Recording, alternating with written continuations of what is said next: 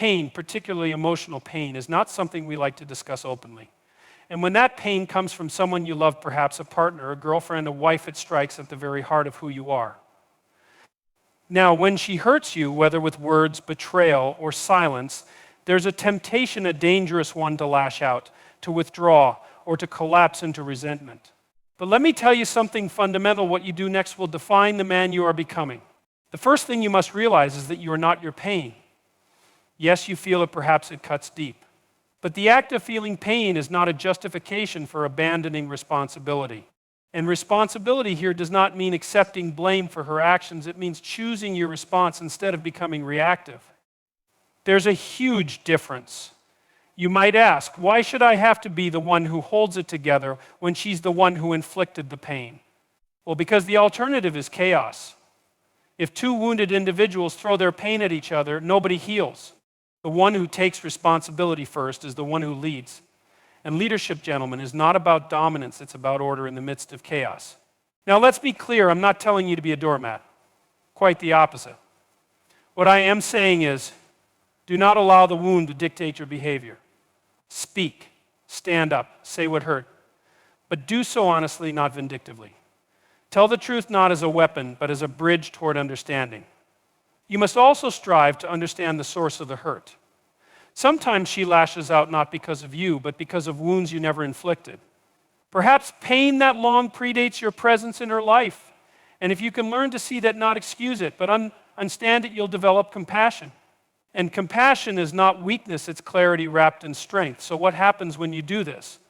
When you pause, when you reflect, when you respond instead of react, here's what happens: you grow. You become someone capable of bearing the burden of emotional complexity. You become stronger, not harder, but deeper.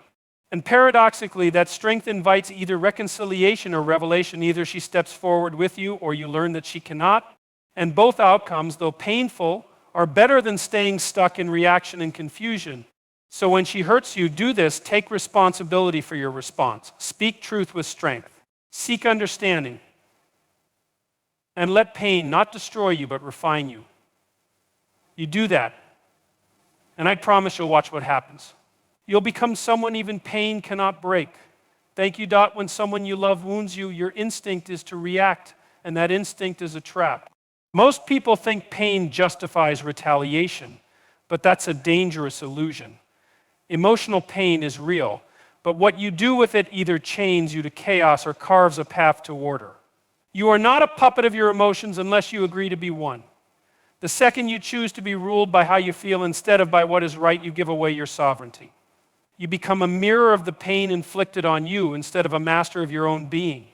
Taking responsibility in the moment of hurt is not about taking blame, it's about reclaiming agency. You were wounded, yes, but you're still the author of what happens next. If you let someone else's darkness define your next move, then you've forfeited your internal leadership. Hurt is not an excuse to abandon character, it's the most crucial time to defend it. If you only act with integrity when it's easy, then it's not integrity, it's convenience. When she hurts you, you are standing at the edge of something sacred, the boundary between chaos and order. What you do in that moment determines whether you bring peace or provoke more destruction. That's not abstract philosophy, that's daily life. That's the moral battlefield every man walks into, whether he wants to or not. You either respond from strength or react from weakness. There is no middle ground. To hold your ground emotionally when pain surges through you is an act of heroic resistance. And make no mistake, emotional restraint is not suppression. It's not the denial of pain, it's the discipline to hold it, examine it, and transform it before it poisons your words and actions. Reaction is quick, seductive, and childish. Responsibility is slow, intentional, and profoundly adult. If you can sit with your anger without being consumed by it, you are already stronger than most. If you can speak your pain without letting it turn into a weapon, you are building something sacred. If you can look the person who hurts you in the eyes and choose truth over revenge, you are stepping into real manhood. Not the kind that flexes power, but the kind that carries it like fire in a closed hand. This isn't about pretending you're not affected. It's about choosing what kind of man your pain will sculpt. Every single emotional wound is a chisel. It will shape you one way or another. If you let it turn you bitter, you shrink. If you let it teach you strength, you rise. That choice belongs to no one but you. Taking responsibility doesn't mean tolerating abuse. It means responding with clarity. It means setting a boundary without raising your voice. It means saying, "That hurt me," without following it with, "So now I'll hurt you." It means being strong enough to walk away when necessary and wise enough to stay when growth is possible. And both require courage. Both require discipline. Both require you to lead yourself before trying to lead anyone else. The world tells you that emotions are supreme, that if you feel it, it must be honored immediately. That's dangerous advice. Your emotions are real, but they are not your master. They are data, not direction. You must interpret them with reason, not impulse. The strongest man is not the one who feels the least, it's the one who chooses what to do with what he feels. When you're hurt, the temptation is to prove a point, to show her she can't walk all over you, to match the damage with damage. But ask yourself, what are you really proving? That she has the power to break your principles, that your identity collapses the moment someone else mishandles you? Or would you rather prove that you're unshakable, not because you're cold, but because you're grounded in something deeper than ego? Emotional reaction often feels like strength, but it's usually weakness in disguise. Anyone can explode. Anyone can shut down. That's not mastery, that's collapse. Real strength is composure under fire. Real strength is expressing truth when your entire body screams for vengeance. Real strength is not losing yourself just because someone else did. There's something deeply noble about a man who stays rooted in his values when it's hardest. Pain is a furnace, and it either burns you or refines you. You don't get to choose whether the fire comes, you only get to choose what kind of man walks out the other side. And that man is not born in ease. He is built in discomfort, in heartbreak, in betrayal. In every single moment where his instincts told him to attack, and he chose to understand.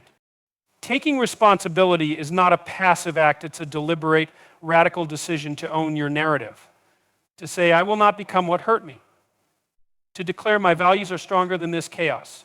That's not weakness, that's power. That's leadership. That's maturity. That's what makes a man unforgettable, not because he roared the loudest, but because he stood the tallest. You must not let her pain rewrite your code. Your code is your integrity. It is the compass you follow when the storm hits. If you abandon it, you drift. If you cling to it, you navigate. And that's what responsibility gives you, direction in the middle of emotional turbulence. Even if she doesn't see the strength in your restraint, you will. Even if no one applauds you for not reacting, your conscience will. And that's what you're building, a conscience so strong it doesn't collapse under pressure. A self so secure that it can walk through fire and not lose its center. That's what it means to be a man of responsibility. This isn't a lesson you learn once, it's a discipline you practice every day. Every moment of pain is a test. Who are you becoming? Who do you serve, your feelings or your principles? The answer to that will shape your life more than any relationship ever could. And that's the brutal truth. You are not defined by what was done to you. You are defined by what you choose to do in response. And that is a sacred power. Use it well. Condemnation is easy. Understanding takes courage. It is effortless to cast judgment on someone who has hurt you, to label them cruel, selfish, manipulative, because judgment gives you a sense of control. It offers an illusion of superiority, a moral high ground that feels safe when you've been brought low. But safety built on ignorance is not strength, it is avoidance in disguise. Condemning someone without seeking to understand their motives is intellectual laziness wrapped in emotional pride. When someone wounds you, especially someone close, your first duty is not to react with accusation, but to confront the uncomfortable complexity of human behavior. Pain makes you want to simplify. It wants villains and heroes. But real life does not offer such neat categories. People are rarely purely evil or purely good. We are fractured, fragmented, a walking contradiction of ideals and impulses. So when she hurts you, the first question is not how could she, but why did she? And asking that requires humility, because it forces you to acknowledge that other people suffer too, even those who inflict suffering. She may have lashed out from fear, not hatred. She may be echoing damage done to her long before you arrived. Perhaps she projected her unhealed wounds onto you, not knowing how else to deal with her pain. Maybe you triggered an insecurity buried so deep she didn't even know it was there. Or maybe she didn't hurt you maliciously at all. Maybe she was just careless, confused, overwhelmed. Understanding doesn't excuse her behavior, but it makes space for context. And context is the antidote to cruelty. To truly understand another person is to willingly enter into the fog of their psychology and try to make sense of it without losing your clarity. It's to ask not just what did she do, but what pain shaped her into someone who could do it. That's not softness, that's discipline. That's the pursuit of truth, not vengeance. Because vengeance feels good for a moment. Understanding changes you forever. People are complex creatures forged in unpredictable fires. Childhood trauma, abandonment, fear, betrayal, unmet expectations, these are the silent architects of behavior. And unless you are willing to confront those layers, you are only reacting to the symptom, not the cause. Condemnation targets the action. Understanding searches for the origin. And if you want to grow beyond pain, instead of just reacting to it, you have to look deeper than the wound. Sometimes the hurt was never about you at all. It just landed on you. You were the nearest target when her emotional dam broke. And yes, that's unfair, but life is often unfair, and understanding that doesn't make you weak, it makes you prepared. It makes you wise, because if you insist on believing every pain you receive is about you, you'll build your identity around the wrong battles. And you'll lose parts of yourself fighting wars that were never yours to begin with. The man who seeks understanding is not passive, he is precise. He does not flail blindly in anger, he dissects the moment. He examines not just what happened, but what preceded it. He reads her face, her tone, her silence. He notices the patterns, the moments of withdrawal, the inconsistencies, the unspoken fears behind the sharp words. He doesn't romanticize it. He doesn't excuse it. But he sees it for what it is, a symptom of something deeper. There is a reason ancient wisdom insists on seeking to understand before you judge. Because understanding forces you to confront the limits of your own knowledge. You are not omniscient. You do not know her full story. You were not there for every scar.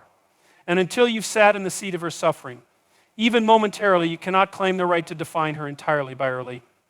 You can hold her accountable without reducing her to her failures. And that right there is the mark of a man who thinks clearly even when he's been hurt. Understanding doesn't mean accepting betrayal as normal. It means refusing to let your pain become a filter that distorts truth.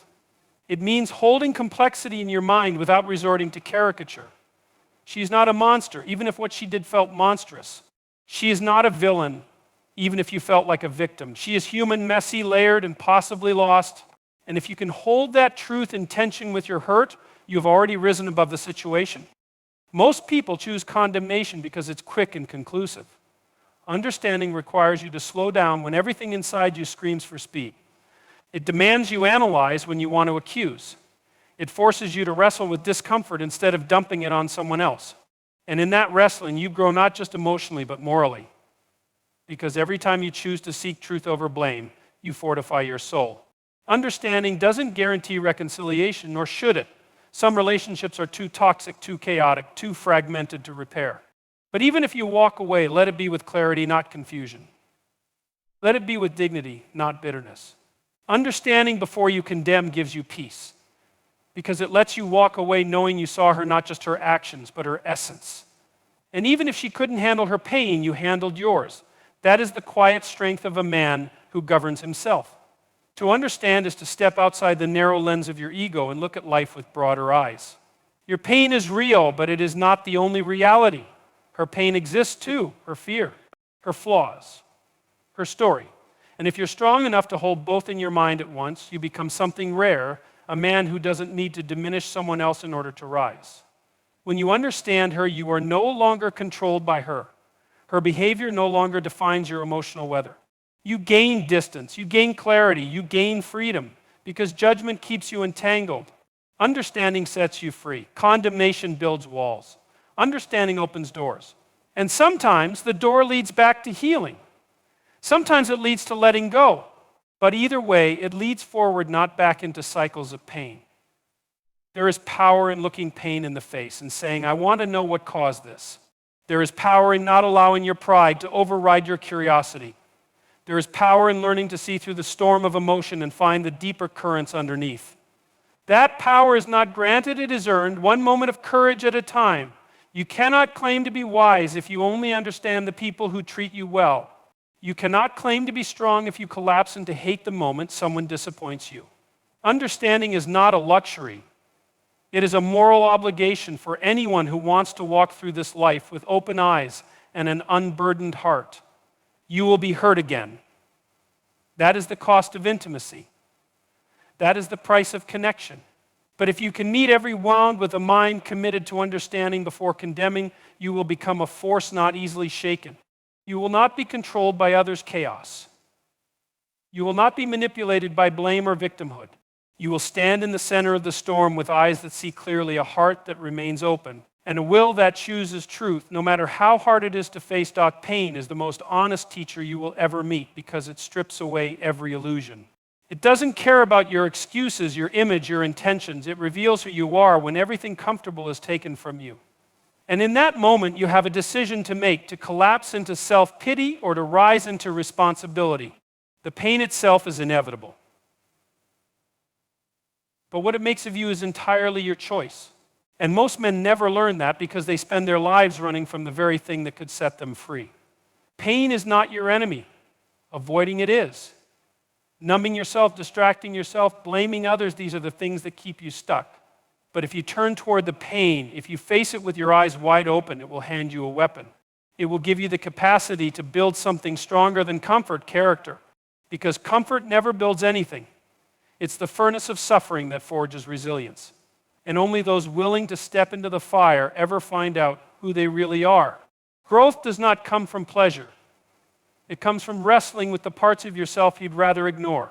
It comes from asking why it hurts so much, why it destabilized you, why it hit something deep enough to shake your foundations. You don't grow by pretending you're okay. You grow by tearing down the lies you told yourself to feel safe and rebuilding something real in their place. Something rooted, something earned. Pain shows you where you're weak, and that is a gift. It reveals the cracks in your armor. It exposes the places you put your identity in someone else's hands.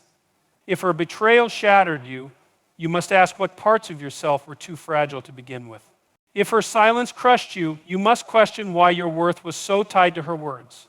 That's not blame. That's examination. That's the beginning of mastery. Every world's wisdom, but only if you stay with it long enough to listen.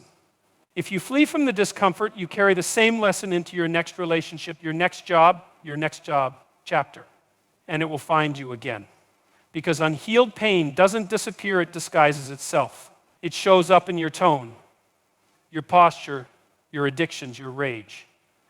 But when you face it head on, you strip it of its power. You name it, you claim it, and then you outgrow it. There's a version of you that only exists on the other side of this pain, but you'll never meet him if you spend your energy avoiding discomfort. That version of you doesn't just survive heartbreak, he is transformed by it. He doesn't seek revenge, he seeks wisdom. He doesn't ask, why me? He asks, what now? Because he understands something most people never will. That pain, when confronted with courage, becomes the very soil in which greatness is grown. You are not broken because you're hurting. You are broken when you let the pain define you. The difference is subtle, but everything. One man gets cut and bleeds bitterness for the rest of his life. Another gets cut and bleeds truth, strength, clarity. They both felt the pain, but only one used it to evolve. And that is the path of the uncommon man, the one who understands that pain is a forge, not a failure. Pain forces you to stop pretending. It takes you into the basement of your being where the masks don't work. And in that confrontation, you are presented with a mirror, one that shows every flaw, every fear, every lie you've been living. Most turn away. But if you stare into it long enough, you begin to understand who you really are beneath the armor. And it is only from that place that real growth begins. If your heart is broken, it means it was open. And that's not a weakness, that's a mark of courage. Most people guard their hearts so tightly, they never lie at all. But if you are brave enough to love deeply, to risk fully, then the pain you're feeling is the cost of your humanity. Don't run from it. Don't silence it. Let it teach you. Let it show you what matters, who you are, and who you're meant to become.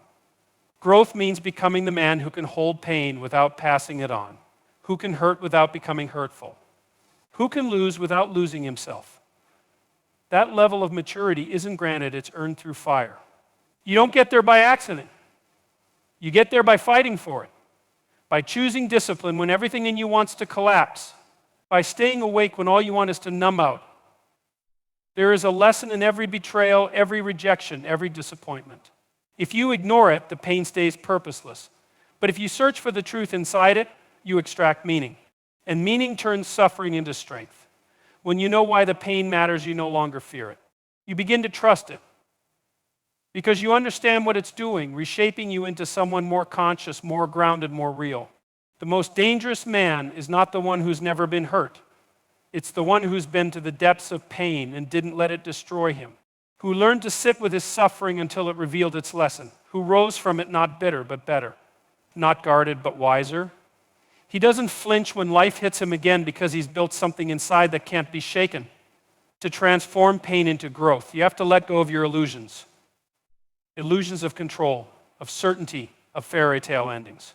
You must accept the raw truth of life, that people will fail you, that not every love will last, that you will lose things you thought were permanent, and still you must choose to build anyway, to love again, to trust your own strength enough to risk again. That's what separates men who evolve from men who wither. Pain is not the end of your story. It is the beginning of a deeper one written not with fantasy, but with fire.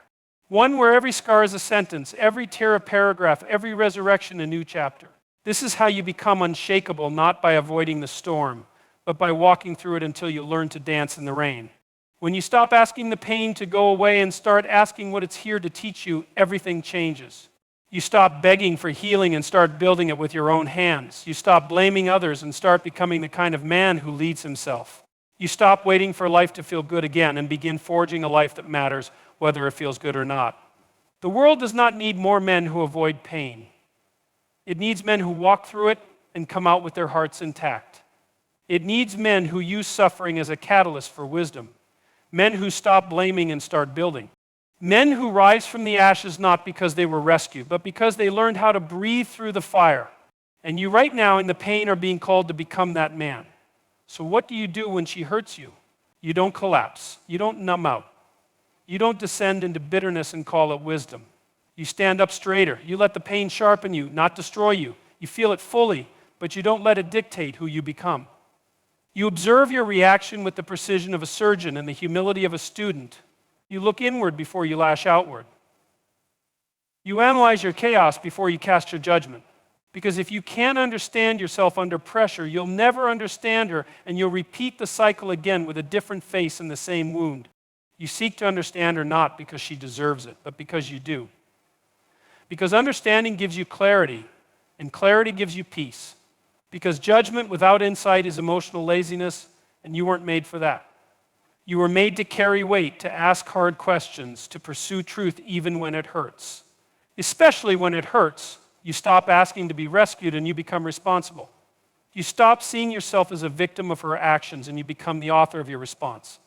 Because that's what separates the man who breaks from the one who builds the decision to face what is, not just what you wish it was. You let the betrayal turn into awareness, not vengeance. You let the rejection forge purpose, not poison. You let the pain mold the parts of you that were soft, weak, unexamined. Because transformation doesn't come through comfort. It comes through fire. And this hurt, this chaos, this heartbreak is your fire. So don't waste it. Don't waste your suffering on blame. Don't waste your energy on revenge. Don't waste your opportunity to grow into something deeper, wiser, unshakable. Let the pain become your blueprint. Let it show you what you lacked, what you feared, what you avoided. And then build what was missing. Become the man who can be hurt without becoming hateful. The man who can be wounded and still walk with his head high. The man who chooses understanding over judgment, growth over comfort, clarity over chaos. Because that man, he's dangerous, he's centered, he's rare. And when she sees him, whether it's the one who stays or the one who leaves, she'll know. And so will you.